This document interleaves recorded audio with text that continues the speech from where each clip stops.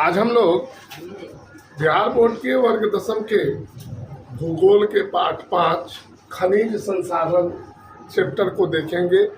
इस चैप्टर में आज हम लोग लौह और अलौह खनिज में अंतर जानेंगे। सवाल है लौह एवं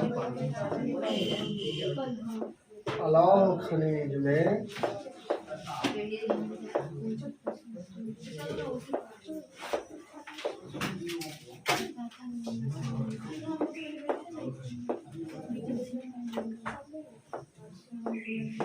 अंतर स्पष्ट करें।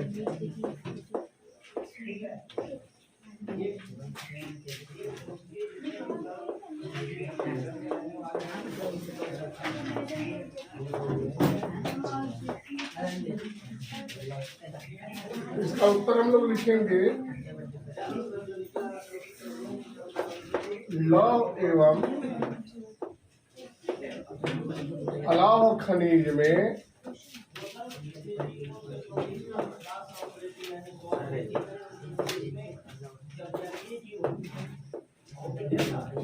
निम्नलिखित अंतर है। व्यवस्थित खनिज में निम्नलिखित अंतर है।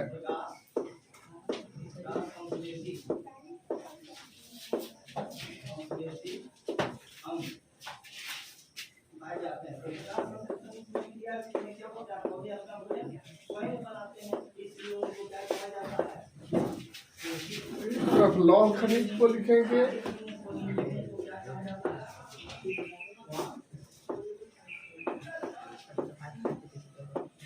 और दूसरे तरफ जो है अलौह खनिज को लिखेंगे।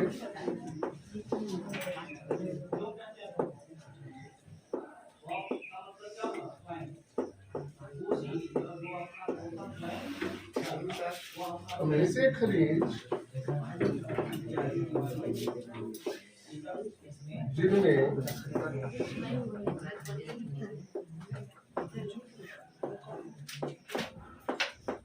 लोहे का कुछ गुण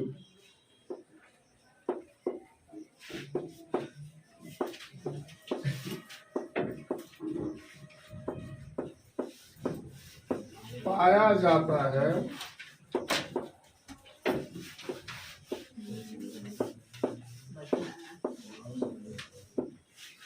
लौह खनिज कहलाते हैं।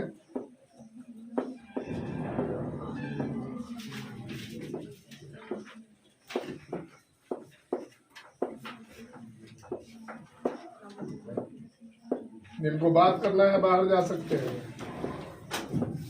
क्लास में एकदम चुपचाप बैठिए। जैसे निकेल, मैंगनीज,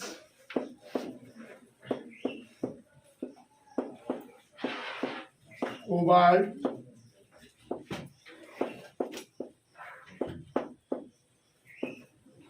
टंगस्टन इत्यादि ये इस्पात बनाने के लिए उपयोगी तत्व होते हैं। लोहे में इन तत्वों को मिला करके स्टील बनाया जाता है।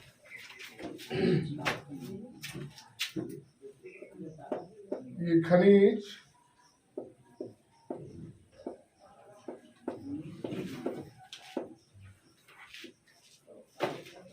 प्रायः मटमैले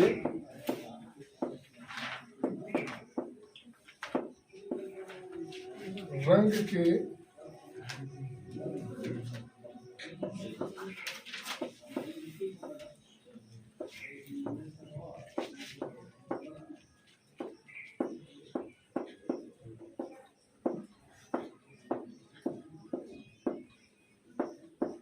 होते हैं। जो लौह खनिज होते हैं वे मटमैले, स्लेटी या धूसर रंग के होते हैं। ये खनिज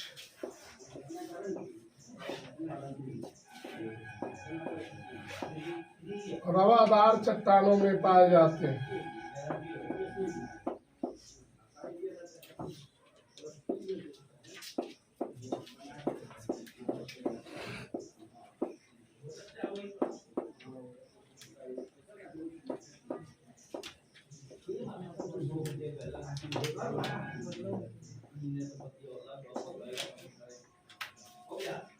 अलौह खनिज को देखते हैं।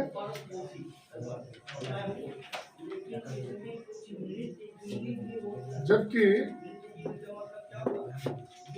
वैसे खनिज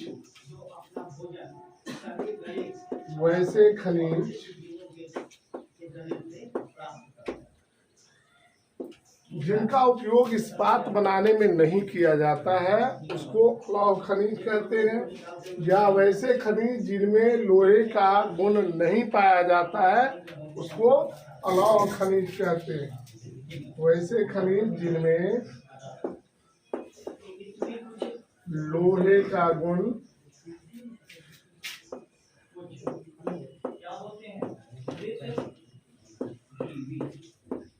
नहीं पाया जाता है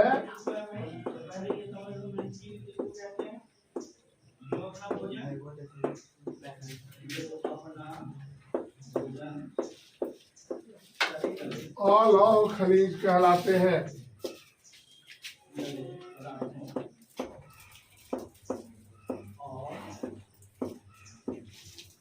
मतलब इन खनिजों का उपयोग स्टील बनाने में नहीं किया जा सकता।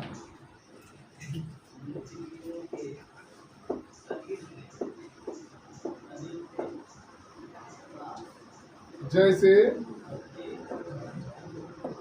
जिंक, तांबा, एल्युमिनियम,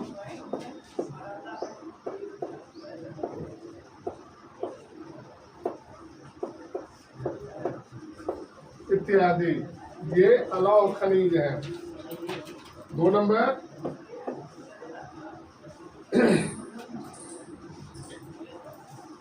इनके रंगों में, जबकि अलौह खनिजों के रंगों में विविधता पाई जाती है।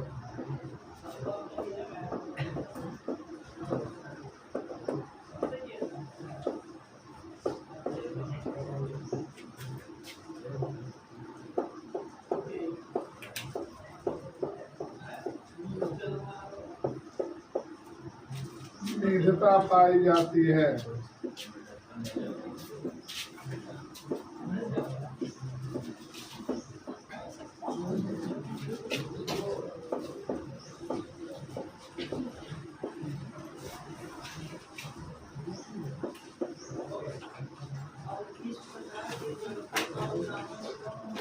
जबकि अलौह खनिजें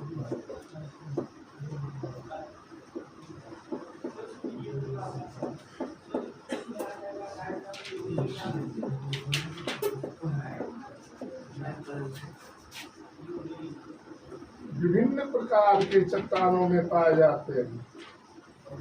रवादार चट्टान में सिर्फ लौह खनिज पाया जाता है।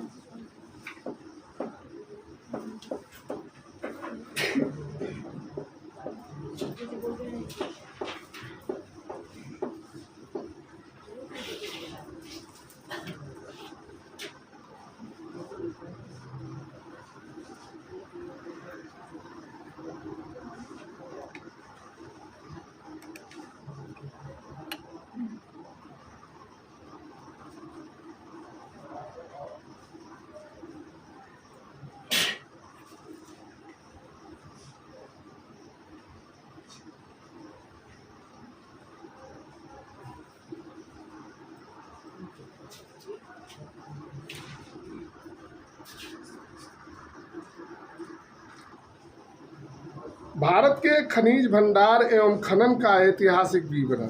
आप जानते हैं कि भारत में प्राचीन सभ्यता का विकास हुआ था। भारतीय सभ्यता संसार के सबसे प्राचीन सभ्यताओं में से एक है। प्राचीन काल में मानव जो था कड़े पत्थरों को घिसकर मिट्टी खोदने का काम करता था। बाद में पत्थरों के हथियारों से उसने शिकार करना शुरू किया, पेड़ पौधों को काटना शुरू किया। इसके बाद जो है तांबा की खोज हुई 5000 ईसा पूर्व में, जिसका उपयोग जो है टीन के साथ तांबा और टीन को मिलाकर कांसा बनाने में किया गया। कांसा दुनिया का पहला मिश्र धातु था। जब तांबे की खोज हुई थी और मानव ने तांबे का उपयोग शुरू किया था, उस युग को ताम्र युग के नाम से जाना जाता है। बाद में जब टीन के साथ तांबे को मिला करके कांसा बनाया गया तो उस युग को कांस्य युग के नाम से जाना जाता है। भारत में सिंधु घाटी की जो सभ्यता थी वह कांस्य युगीन सभ्यता थी। भारत में प्राचीन तांबे के खदान जो हैं वह राजस्थान के खेतरी और झारखंड के लोहरदगा नामक स्थान से जो है तांबा प्राप्त किया जाता था। भारत का आर्थिक विकास मुख्य रूप से खनिजों पर टिका हुआ है। भारत में हजारों प्रकार के खनिज मिलते हैं, जिसमें से 100 खनिज हमारे लिए बहुत ही उपयोगी हैं और इन 100 खनिजों में से 30 खनिज हमारे लिए बहुत ही महत्वपूर्ण हैं। अनुमान है कि विश्व के 1/4 लोहा का भंडार जो है भारत में ही पाया जाता है। 1/4 का मतलब होता है 25% लोहा का भंडार भारत में। मिस्र इस्पात बनाने में लोहे का उपयोग किया जाता है। जहां लौह भंडार के निकट जो है भारत में कोयले के भंडार भी पाए जाते हैं। चूना पत्थर का खनिज जो है, चूना पत्थर खनिज व्यापक रूप से पाया जाता है, जिसका उपयोग जो है लोहा गलाने में किया जाता है। भारत में बॉक्साइट और अब्रक के विशाल खदान हैं, बड़े बड़े खदान हैं। भारत दुनिया में सबसे ज्यादा अब्रक का उत्पादन करता है। भारत के मानचित्र पर गोवा से लेकर कानपुर तक एक सीधी रेखा को अगर खींची जाए तो लगेगा कि इस रेखा के पूर्वी भाग में भारी धातु जैसे लोहा जैसी धातुओं की प्रमुखता है और उसके भंडार जो है इसके पूर्वी भाग में अवस्थित है। कुछ अधात्विक खनिज भी हैं। वहीं इस रेखा के पश्चिम भाग में भारी धातुओं का प्रायः अभाव है, परंतु अधात्विक खनिज जो है बहुतायत मात्रा में यहाँ से प्राप्त किए जाते हैं। असम और गुजरात के पास की जो परतदार चट्टानें यानी अवसादी चट्टानें हैं उसमें पेट्रोलियम पाया जाता है। गुजरात में भी अंकलेश्वर से पेट्रोलियम निकाला जाता है, परंतु पूर्वी घाट की नदियों की बेसिन तथा प्राचीन सरस्वती नदी के मार्ग में पेट्रोलियम की संभावना बहुत अधिक है। वहाँ पर बहुत बड़े बड़े पेट्रोलियम के भंडार हो सकते हैं। इसके अलावा जम्मू कश्मीर, पंजाब, हरियाणा, उत्तराखंड, उत्तर प्रदेश, हिमाचल प्रदेश, त्रिपुरा, नागालैंड और पश्चिम बंगाल की गंगा बेसिन और पूर्व में भी खनिजों के भंडार मिल रहे हैं। भारत के 50 महत्वपूर्ण खनिजों के लिए 400 प्रमुख स्थल और 3000 से अधिक जो हैं साधारण स्थल अभी तक खोजे गए, जहां खनन किया जाता है। भारत में अनेक संगठन खनिजों की खोज में लगे हुए हैं। अभी हाल ही में मुंगेर में भारत के 44% सोने का बड़ा खदान मिला है। ऐसा अनुमान है कि इस खदान में 23 करोड़ टन सोना है, जो भारत के कुल सोने के भंडार का 44%। कोयला, पेट्रोलियम और प्राकृतिक गैस का उपयोग जो है ऊर्जा के रूप में किया जाता है, यानी ये शक्ति के संसाधन है। अतः इन्हें शक्ति संसाधन भी कहा जाता है, कोयला और पेट्रोलियम। यूरेनियम आदि कुछ प्रमुख खनिजों से भी बिजली बनाए जाते हैं। विद्युत शक्ति उत्पन्न करने के लिए जल का भी उपयोग किया जाता है, पवन चक्कियों का भी उपयोग किया जाता है। जब तक आपके यहाँ शक्ति संसाधन का विकास नहीं होगा, आपके यहाँ उद्योगों का विकास नहीं हो सकता है। राजनीतिक तथा सामाजिक दृष्टि से भी ये बहुत महत्वपूर्ण है। अब हम लोग देखेंगे भारत के प्रमुख खनिजों के क्षेत्र। पूर्वोत्तर खनिज क्षेत्र, खनिजों की दृष्टि से यह भारत का सबसे धनी भाग है। यहाँ कोयला, लोहा, मैंगनीज, तांबा, bauxite, chromium, beryllium, thorium, uranium, vanadium, अभ्रक और हीरे के प्रचुर भंडार हैं। पश्चिम उत्तर क्षेत्र, शीशे और जस्ते की प्राचीन खुली खदानें जो है इस क्षेत्र में अवस्थित है। यहाँ पेट्रोलियम तथा प्राकृतिक गैस का भी बहुत बड़ा भंडार है। दक्षिणी खनिज क्षेत्र, लोहे के मैग्नेटाइट अयस्क तथा सोने की उपलब्धि जो है वह कर्नाटक से है, कर्नाटक में प्राप्त किया जाता है। लेकिन अभी हाल ही में बिहार के मुंगेर में सोने के बड़े भंडार मिले हैं। खनिज उत्पादन या खनन कार्य, खनन कार्य को प्रभावित करने वाले कौन कौन से कारक? तो खनन या खनिज उत्पादन को प्रभावित करने वाले प्रमुख कारक हैं खनिज या उससे प्राप्त होने वाली धातुओं का बाजार में कैसा मूल्य। मान लिया जाए कोई खनिज हमको मिला जिसका कोई उपयोग नहीं है, उपयोगिता जब नहीं होगी तो उसका हम खुदाई नहीं करेंगे। खदानों की बाजार से निकटता, खदान जो है वहाँ से बाजार कितना बगल में, भंडार की मात्रा कितनी है, अयस्क की गुणवत्ता कैसा है और खनन की विधि कैसी है। वहाँ से खनिजों को ढोकर ले जाने के लिए यातायात के साधन हैं कि नहीं, वहाँ से खनिजों को ले जाने में कितना ज़्यादा खर्च होगा या कम खर्च होगा, और उन खनिजों को खनने के लिए वहाँ पर श्रमिकों की उपलब्धता है कि नहीं। ये सब जो है किसी खनिज के उत्पादन को प्रभावित करने वाले कारक हैं। अब खनन की विधियां हैं। खनिज के भंडार के स्वरूप के आधार पर चट्टानों में स्थित खनिजों को निकालने की कुछ विधियां हैं, जैसे खुली खादान से खनन, चूना पत्थर, कंकर, आग्नेय चट्टान, ईंट पकाने की मिट्टी खुली खादानों से प्राप्त होती है। जमीन के ऊपरी भाग से कुछ मिट्टी हटाने पर खनिजों की परतें मिलती हैं, जिन्हें निकालकर लगातार जब खुदाई होगा तो गड्ढे की गहराई बढ़ती जाएगी। गहराई बहुत अधिक हो जाने पर खनिज को निकालना कठिन हो जाता है। ज़्यादा गहराई में जाने पर हम खनिजों का खनन बंद कर देते हैं। इसके अलावे जो है वहाँ से पानी वगैरह का रिसाव होने लगता है। भूमिगत खनन, जब खनिजों का जमाव पृथ्वी तल से इतना नीचे हो कि कुदाल, फावड़ा जैसे साधारण उपकरणों से उनके ऊपर की मिट्टी को काटकर अलग करना कठिन हो, तो वहाँ सुरंगें बनाई जाती। क्या बनाई जाती है? सुरंग बनाया जाता है तथा उसमें जो है ऊपर की ओर जैसे कुएं की खुदाई होती है वैसे कुएं की खुदाई की जाती है और गड्ढा बना दिया जाता है।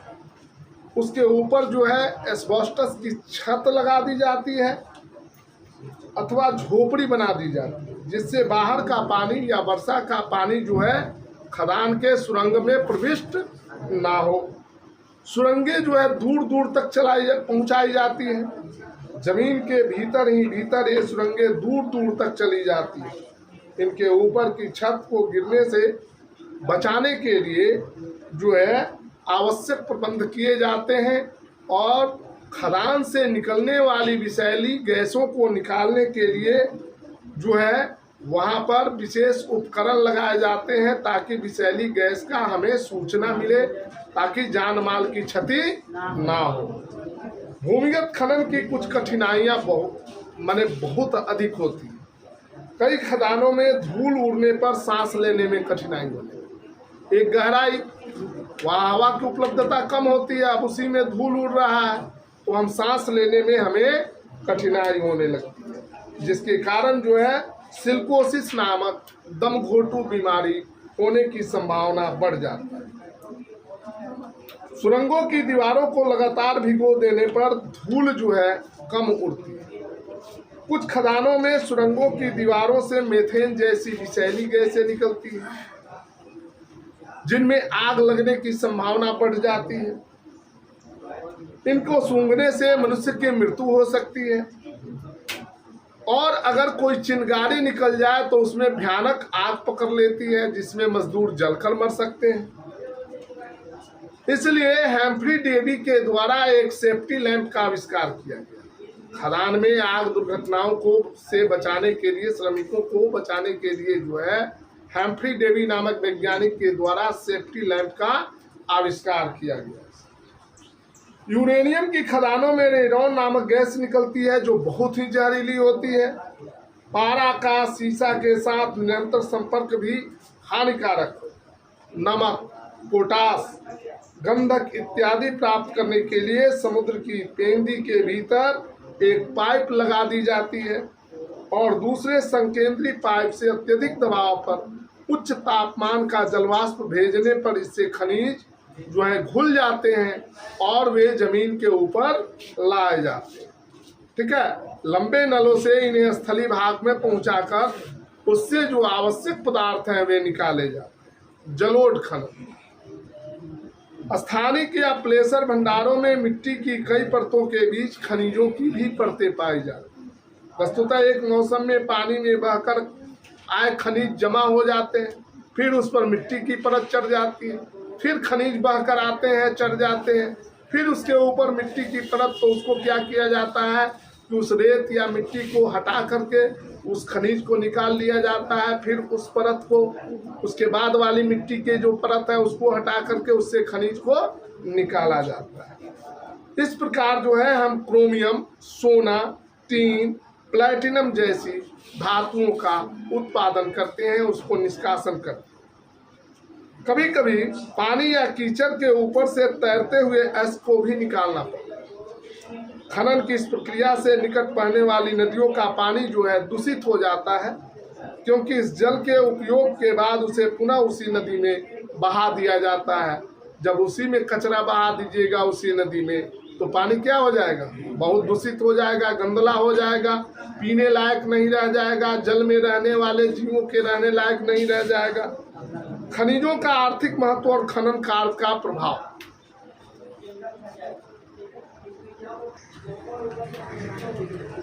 खनिजों के खनन से हमें रोजगार की प्राप्ति होती है। भारत में 8 लाख से अधिक लोग जो हैं खनन क्षेत्र में लगे हुए हैं, यानी 8 लाख लोगों को रोजगार देने का काम कौन करता है? खनन क्षेत्र। खनिजों के मिलने से उसके परिवहन के लिए सड़कें, रेल लाइनें बिछाई जाती है। इस प्रकार ऐसे भागों में भी विकास की आधारभूत संरचना का निर्माण होता है। खदानों के पास की आबादी को विस्थापित कर अविकसित क्षेत्रों में पुनर्वास की सुविधा दी जाती है, जिससे नए क्षेत्रों में जनमानस निवास करने लगता है। अतः इस नए क्षेत्र को अपने उद्यम से वे लोग विकसित करने लगते हैं। विकासशील देशों में खनिजों के निर्यात से दुर्लभ विदेशी मुद्रा प्राप्त कर ली जाती है।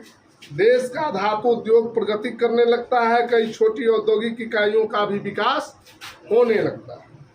खनिजों को पूरी तरह लेने के लिए कभी कभी इन्हीं के अभाव का सामना करना पड़ता है। अब खनन के कुछ दुष्परिणाम भी होते हैं। कृषि या वन भूमि में बार बार कृषि उत्पादन होता रहता है, परंतु इसी भूमि पर जब हम खुदाई शुरू करते हैं खनिजों का, तो वहाँ कृषि का उत्पादन बंद हो जाता है। साथ ही खनन कार्य प्रकृति के भंडार में डकैती करने जैसा। वहाँ अगर वन है तो वनों की कटाई करनी पड़ती है, जिससे मिट्टी का अपक्षरण होता है, जल प्रदूषण की समस्या बढ़ती है। खनिजों के अंधाधुंध दोहन से भावी पीढ़ियों को बहुमूल्य भंडारों से वंचित होना पड़ता है। खनन की दुष्कर क्रिया में दुर्घटनाओं की संभावना बनी रहती है। प्रायः कंपनियां खनिजों की समाप्ति के बाद खदानों को खुला छोड़ देती हैं, जिससे जल जमाव की समस्याएं उत्पन्न होती है। जल जमाव होगा तो वहाँ मच्छर ज़्यादा तेजी से फैलेंगे, जिससे उस क्षेत्र में जो है मच्छर जनित बीमारियों का प्रभाव बढ़ जाता है। अब हम लोग इसके अगले भाग में भारत के प्रमुख खनिजों के विवरण के बारे में जानकारी प्राप्त करेंगे। धन्यवाद।